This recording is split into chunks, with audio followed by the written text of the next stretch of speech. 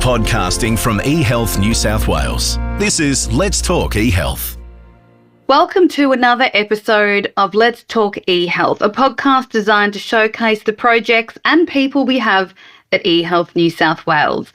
Today we're talking about the Health Prototyping Centre, known as the HPC, which is a joint initiative between eHealth New South Wales Health Pathology, HealthShare New South Wales and Health Infrastructure. I'm Hannah Kunyapan from the eHealth New South Wales Communications team, and I'm joined by HPC Design Lead Gordon Burnett, and from New South Wales Health Pathology, Alex Garrett. Thanks for joining us. Thanks for having us. Thanks, Hannah. Gordon, first to you, can you tell us the difference between a prototype and prototyping? Sure. Prototype is essentially any method that allows us to test and learn about a concept and really inform those next steps in the development of the idea. Whereas prototyping is actual development and testing of that prototype. Typically, a prototype and test products, both digital, like a web form or an online tool, and physical, like a new medical device. But you can also prototype workflows, health facility layouts, paperwork, and even the impact that policies would have on an area of the health system. In the prototyping centre, we actually have a range of facilities and materials available to build and test those prototypes. That could be something like 3D printing, cardboard to replicate parts of health facility room, or tape to actually mark out different parts of the layout of a space on the floor. And how does the Health Prototyping Centre facilitate this kind of prototype development? We use two methods. The first is a design sprint, which is a week-long process that allows us to understand challenges both patients and clinicians face in the health system. It also really helps us focus in on that key challenge, brainstorm a wide range of solutions, and then pick one or two we believe have the best chance of success to prototype and test. In these sprints, we make sure we've got a mix of the right people. The health space is very complex, so making sure we have the right people in the room is essential. So having clinical, technical, process design and safety specialists really help ensure the solutions are considered and designed with input from all parts of the health system. The other method we use is evaluations, either on prototypes or on real products, to test the effectiveness of proposed solutions against a set of metrics defined with the project team. So these metrics often include ease of use, increase in patient or clinician safety, ease of cleaning, charging, or other maintenance tasks that happen on a day-to-day basis. As even the simplest of products have all these hidden layers of complexity, and it's important to understand them and make an informed choice. Alex, over to you. New South Wales Health Pathology regularly uses the HPC for prototyping ideas. Can you tell us why the HPC is useful for you and New South Wales Health Pathology and what the experience was like? Of course. Thanks, Hannah. So the HPC is very useful both to myself and New South Wales Health Pathology project teams for multiple reasons. Specifically for me as a design practitioner, the HPC is the perfect space really to bring people for prototyping. This is because they're out of their usual work environment. The space itself, as it's not owned by a hospital or an LHC, it's really great neutral territory where people can come, feel welcome and ready to collaborate across maybe traditional team boundaries. And the space really provides that space, that scale and the capability to develop many different types of prototypes as well. So to help us really bring those ideas into kind of a physical representation or a prototype. And as someone who designs solutions for the New South Wales health system, Alex, tell us how important prototyping is and how a facility like the HPC supports that process. Of course. So prototyping and the HPC are really being seen as increasingly critical to the way we work in New South Wales Health Pathology. And I suppose the prototyping and the HPC support us in our work in a variety of different ways, depending on a variety of different objectives. But I thought probably for today, I'd just talk to one in particular. And really that's for us in pathology, it's about how we design and implement new equipment inside our pathology laboratories. So over the past 9 months, I can talk to a few projects we've done where we've worked across a few labs. These include, for example, Blacktown, Westmead and Liverpool. And they've all got their kind of unique challenges and quirks. So to talk about kind of how we've used it and probably to help give that understanding, if you haven't been in a pathology space before, you'll notice that our spaces are full of often really, really heavy equipment, that can range from hundreds of kilos up to several tons, that require really long lead times for a really expensive and time-consuming installation. And traditionally, the challenge we found is that the designs often jump straight from a paper plan or a document into the real life, which is not ideal. It's a little bit risky, and the cost of making the mistake is quite high. So even though while probably for your listeners, while installing a piece of equipment or, redesigning a floor layout might sound simple, in a pathology context, it often means changes to the way that the lab works, the way particular habits of the lab change, particular routines, or even changes to full scientific workflows. And that's not to mention all the rest of the lab that's changing around it. So for those that have not been in a lab before, they're usually quite confined spaces, and space being a real premium, and you can often kind of touch your colleagues in the next department. So when you put something new in, you've really got to think about the whole lab. And that phrase we've really coined in-house has been that it's much easier to make something out of cardboard first up and test it than trying to change something once it's already been set in concrete.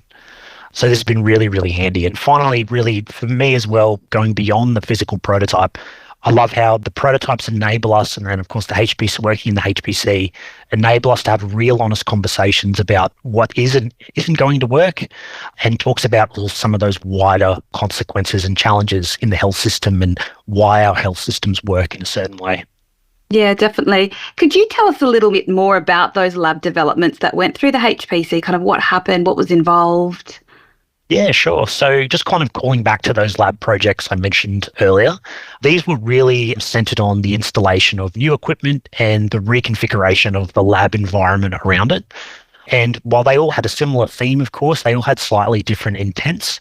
But a few kind of really interesting things that I thought came out of those sessions were, and a few different ways we've done it, was in one session in particular, we were able to get the lab team in the prototyping center with the instrument vendors, the people who are installing the device, and they were actually able to have a rapid kind of back and forth to talk about how the technology would work, and then how the lab around the technology would then need to be configured to make best use of the technology. Meanwhile, another team who went in actually was focused less on the technology and was more thinking about that rest of the lab workflow. And in particular, challenge that we did with one team was a couple of departments in a lab with the installation of certain new equipment then had to work within a slightly different environment, actually even more constrained environment. So the two departments had to come together and basically try and unpack how could they do more with less. And then they were actually able to come together, agree and negotiate as a team and design this new workspace and actually land on a design that everyone was happy with. So for me, really, both occasions, actually, we were actually able to get to designs that we're taking forward to installation. With those installations, we're looking to get done in the latter part of this calendar year. And yeah, keen to report back on a product. Looking forward to hearing more about it. Gordon, as we've just heard from Alex, the HPC has facilitated evaluations of something as big as a development of a laboratory, but it can be something as small as a web form too. Can you tell us how an idea is assessed as to whether it's suitable to go through the HPC? Yeah, we have a set of criteria that we use, which includes things like the potential impact the solution could have statewide across all of New South Wales, in both rural and metro locations, and also for a range of communities like culturally and linguistically diverse patients across New South Wales as well. The complexity of the issue is also a factor. Bringing teams together and working through a sprint can really help us dig into those complex parts of a larger problem space, especially if it involves multiple parts of the health system and multiple local health districts, the various districts throughout the state as well. The context of the solution is also important. Often things could just be tested in an office, but by bringing them to the prototyping centre and testing them in a simulated workflow, we're actually able to get a much better idea of how they work in the real world, and much better feedback, more in-depth feedback from our users, because they're actually walking through what they do day to day rather than just sitting in a room with a computer or an iPad in front of them. And there are simulation and training centres across New South Wales, but what is it that makes the HPC different from these facilities? Yeah, that's a really good question. Typically, simulation and training centres replicate current hospital facilities very well, really accurately. So their remit is really so as clinicians can train in a safe but realistic environment. Well, we have a bit of a different remit. While we have similar equipment, what we really want is the flexibility and the ability to configure, test, and iterate different layouts and workflows quickly, either with real equipment or with one of the prototypes we've created. Our focus is really a lot more on the future, thinking early in a project about what could be developed, what we can learn to inform those workflows, or purchasing medical equipment in the future, improving clinical safety. And all these things we really hope will then flow on into the simulation and training centres once they've been tested and rolled out to New South Wales Health. And Gordon, there's been quite a few ideas that have gone through the HPC already. Can you tell us about some of them? Yeah, in our first year, we've actually had a wide range of projects. These include sprints, evaluations, multi-day workshops, and really a whole range. One of those was with HealthShare New South Wales. So curtains are changed periodically in New South Wales hospitals, and these are the curtains that go around the beds and the wards.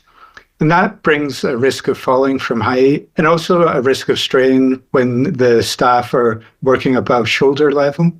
So HealthShare New South Wales had started exploring solutions to reduce this risk, and they engaged the prototyping centre to test some solutions that enable changing those curtains at ground level. So in collaboration with HealthShare, we ran an ergonomics project on 2 solutions.